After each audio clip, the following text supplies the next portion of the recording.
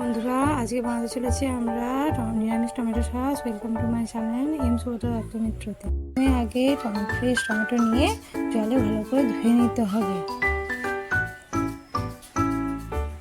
তারপর টমেটোগুলোকে ছোট ছোট টুকরো করে কেটে নিতে হবে, আর ভেতরে যে বীজটা থাকে সেটা ফেলে দিতে হবে।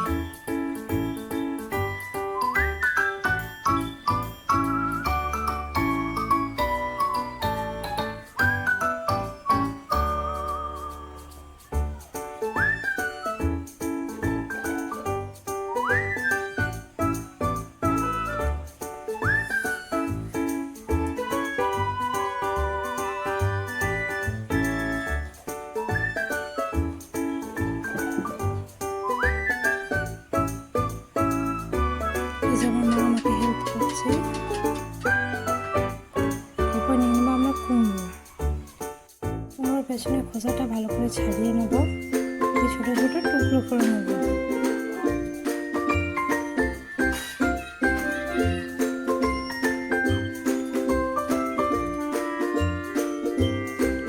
আদার খোসাটা ছাড়িয়ে আদা নেবো কিছুটা পরিমাণ মতো, নেবো বিটরুট বা বিট যেটা বলবেন। এরপর হচ্ছে আমরা গ্যাসটা জোর হাই ফ্লেমে একটা প্যান চাপাবো।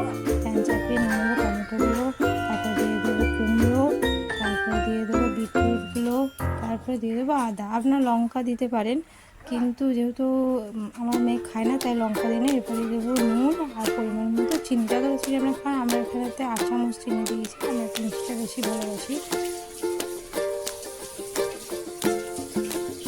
ঢাকনা দিয়ে ফুটতে দেবো। দেখুন জল বেরোচ্ছে সব সবজিগুলোতে, তেল টেল কিছু লাগবে না, শুধু সবজিগুলো দিয়ে লো ফ্লেমে দিয়ে দেবেন। এরপর নিয়ে নেবো তেঁতুলটা ভালো করে জলেতে গুলে নিয়ে বাদ বাকি অংশটা ফেলে দেবো, শুধু পাল্পটা নেওয়া হবে তেঁতুলের। দেখুন আমার সবজিগুলো একদম গলে গেছে।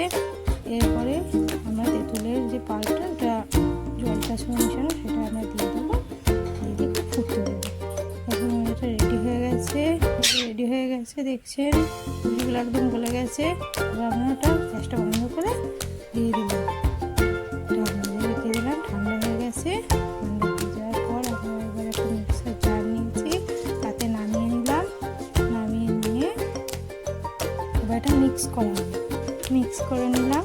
দেখুন এই যে এরকম হয়েছে। এরপর একটা জালতি নিয়ে নেবো, জালতি নিয়ে এটাকে ভালো করে তলা দিয়ে ছেঁকে নেব। আর উপরে যে ভিতরে যে কোনো কিছু যেটা কি হয়নি, মিক্স হয়নি, সেগুলো থেকে যাবে এবং এর ছালগুলো দাঁড়িয়ে যাবে। একটা কাঁচের বোতল নিয়ে সেটা ভালো করে তুলে নেবো।